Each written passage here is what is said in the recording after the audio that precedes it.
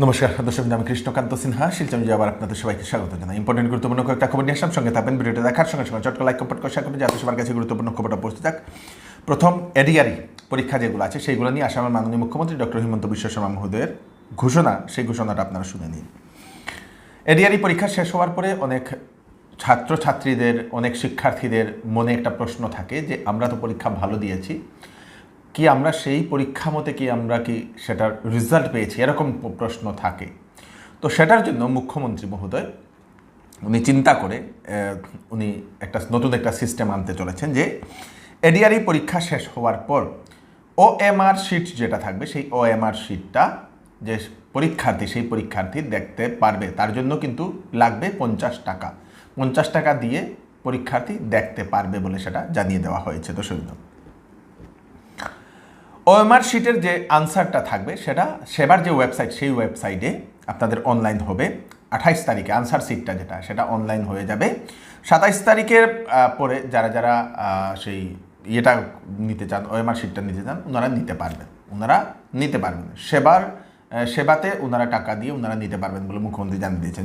যদি মনে শঙ্কা থাকে যে আমাদের রেজাল্ট অনুযায়ী, পরীক্ষা অনুযায়ী আমরা রেজাল্ট সেটা ভালো হয়নি, এরকম যদি মনে শঙ্কা থাকে, ওনারা দেখতে পারবেন বলে মুখ্যমন্ত্রী জানিয়ে দিয়েছেন।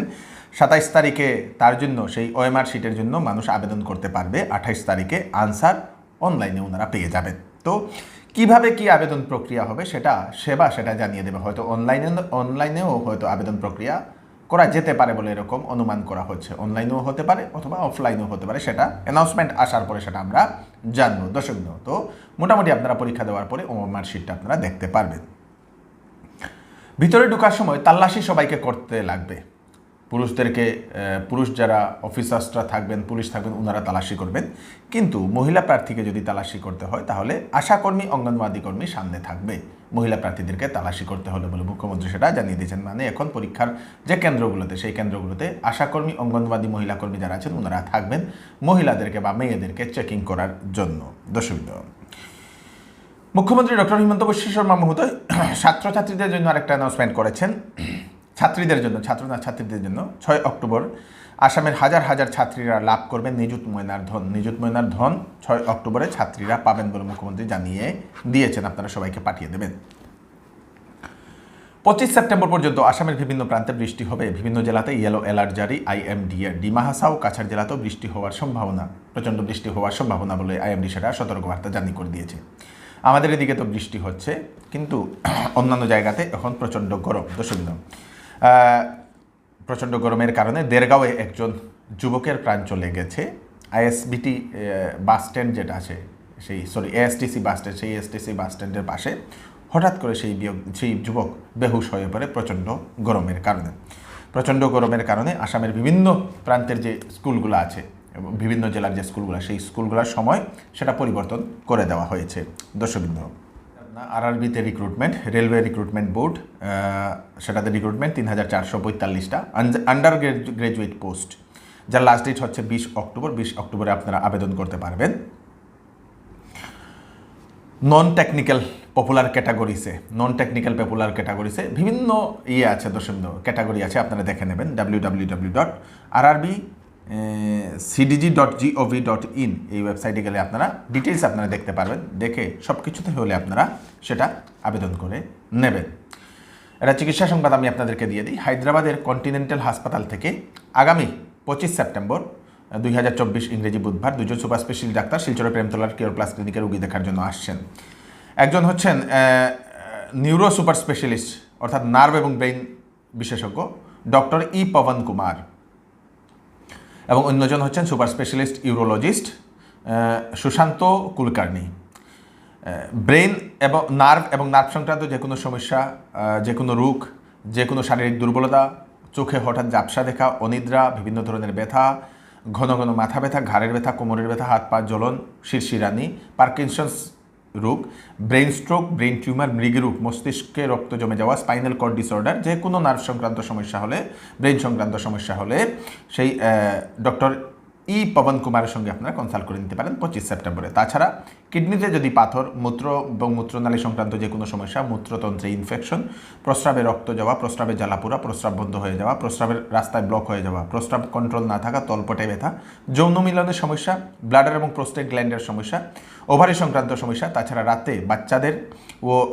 রাতে বাচ্চাদের বিছানায় প্রস্রাব করা এবং বাচ্চাদের ও বড়দের যে কোনো মূত্র সংক্রান্ত সমস্যা হলে সেই ডাক্তারবাবুর সঙ্গে আপনারা কনসাল্ট করে নিতে পারেন ডক্টর সুশান্ত কুলকর্ণীর সঙ্গে। 25 সেপ্টেম্বর প্রেমতলার কিওর প্লাস ক্লিনিক শিলচরে রুগী দেখবেন।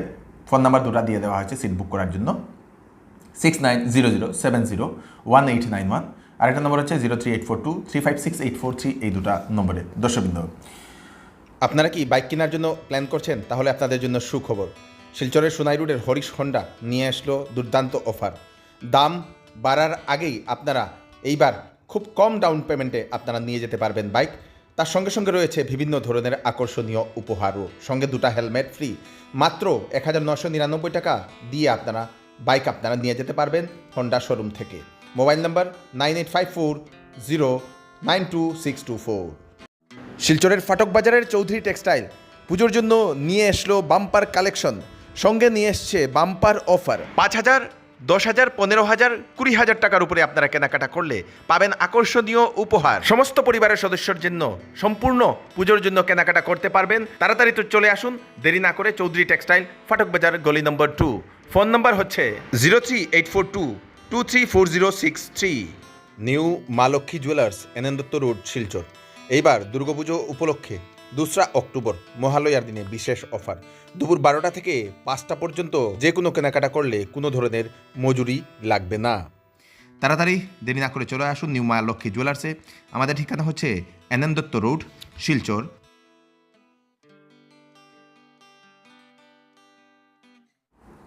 আমাদের কাছাড় জেলার সেই পালংঘাটের আপনাদের সেটা ধলাই সমষ্টিতে পড়ছে। ধলাই সমষ্টির একটি স্কুলের প্রধান শিক্ষকের একটা ভিডিও নিউজ মহলে ভাইরাল হয়ে পড়ে। একটি সরকারি স্কুল, সেই সরকারি স্কুলের প্রধান শিক্ষক নিয়মিত উনি মদ্যপান করে স্কুলে আসেন বলে সেখানের অভিভাবকরা এরকম একটা অভিযোগ করেন। দর্শকবৃন্দ, ওনার একটা ভিডিও সামাজিক মাধ্যমে এবং বিভিন্ন নিউজ মহলে সেটা ভাইরাল হয়ে পড়েছে।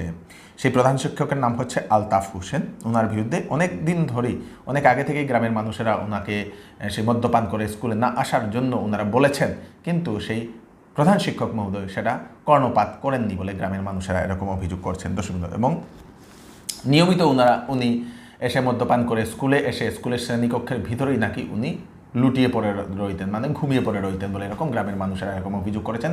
এরকম একটা ভিডিও সেটা ভাইরাল হয়ে পড়ে। দর্শকবৃন্দ, তো এই মাস্টারে কতদিন মদ খাই স্কুল হয়? হ্যাঁ, প্রত্যেকদিন নি? হ্যাঁ,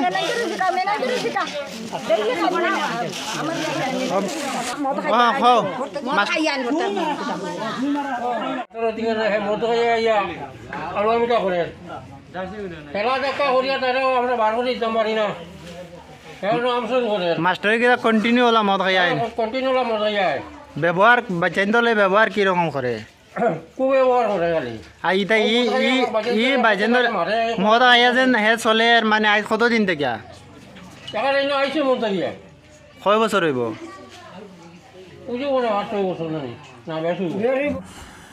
সেই স্কুলটা হচ্ছে পালংঘাটের 158 নং উত্তর রাখালটিল্লা এলপি স্কুল। 158 নং উত্তর রাখালটিল্লা এলপি স্কুল।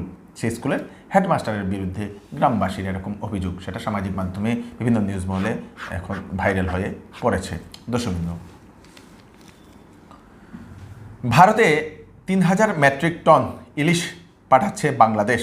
আসন্ন দুর্গাপূজা উপলক্ষে বাংলাদেশের বিভিন্ন রপ্তানিকার তার জন্য বাংলাদেশ সরকারের কাছে আবেদন করে। দর্শকবৃন্দ, বাংলাদেশ সরকার 3000 মেট্রিক টন ভারতে সেই পুজোর আগে ইলিশ পাঠানোর ওনারা অনুমোদন দিয়ে দিয়েছেন। বাংলাদেশের জনসাধারণ ইলিশ পাঠাবে না বলে অনেক মন্তব্য করেছিল, তারপরে অবশেষে সেখান থেকে ইলিশ পাঠানো হচ্ছে। দর্শকবৃন্দ, 3000 মেট্রিক টন।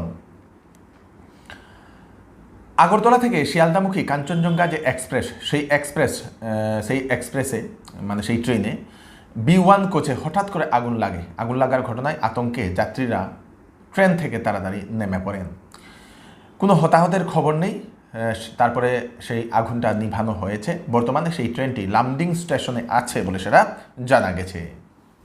তো দর্শক কিন্তু এই হচ্ছে আজকে স্পেশাল আপডেট। তাড়াতাড়ি আপডেট কয়েকটা দিয়ে দিলাম আপনাদের সবার জন্য। তাড়াতাড়ি এই আপডেটগুলো সবাইকে পাঠিয়ে দেবেন যাতে সবার কাছে পৌঁছে যাক। আমি কৃষ্ণকান্ত সিনহা আবার নতুন আরেকটি ফ্রেশ আপডেট নিয়ে আবার আপনাদের সবার সামনে ফিরে আসবো। ততক্ষণ আপনারা সুস্থ থাকবেন, সেফ থাকবেন, সবাইকে সেফ রাখবেন। নমস্কার।